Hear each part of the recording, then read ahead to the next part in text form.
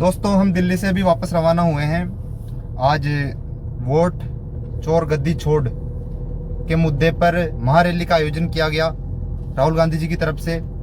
राहुल गांधी जी ने आरोप लगाए हैं मोदी सरकार पर, और जो आरोप लगाए हैं वो बिल्कुल सही है। देखिए, महाराष्ट्र में चुनाव हुआ, 2024 लोकसभा का चुनाव था। महाराष्ट्र में टोटल लोकसभा सीटें 48, तो विपक्ष कम से कम 30 के आसपास सीटें जीतता है। और विधानसभा का चुनाव होता है 5 महीने बाद, विपक्ष का वहां से सूखड़ा साफ हो जाता है।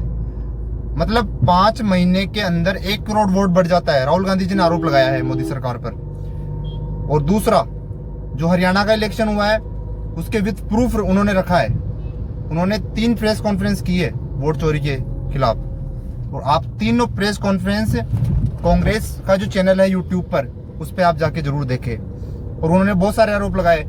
उनका एक आरोप था कि मोदी सरकार ने 2023 के अंदर एक चुप्पे चुप्पे कानून पास कर दिया लोकसभा और राज्यसभा के अंदर।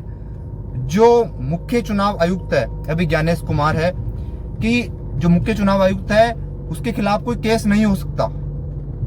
मतलब उसके खिलाफ कोई केस कर ही नहीं सकता, चाहे वो कुछ भी करे। भाई, जब सारा काम चुनाव आयोग का काम है चुनाव कराना, निष्पक्ष चुनाव करवाना, तो उसमें ये कानून लाने की कहां जरूरत पड़ती है। राहुल गांधी जी ने सीधा आरोप लगाया है मोदी सरकार पे, और चुनाव आयोग को भी घेरा है।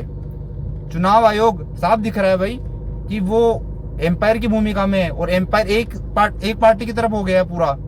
चुनाव आयोग का काम है कि वो दोनों पार्टियों को, जितनी भी पार्टियां हैं पूरे भारत में, सबके साथ समान व्यवहार करे, लेकिन समान व्यवहार नहीं हो रहा है। और इस रैली के बाद भारत के अंदर यह जरूर मैं कह सकता हूं कि यह क्रांति जाएगी, और भारत के युवा और जो भी जितना भी हमारे वर्ग है उन सबको पता चलेगा। क्योंकि इस रैली का जो मुख्य उद्देश्य यही है कि पूरे भारत में पता चल सके कि हमारे इंडिया में क्या हो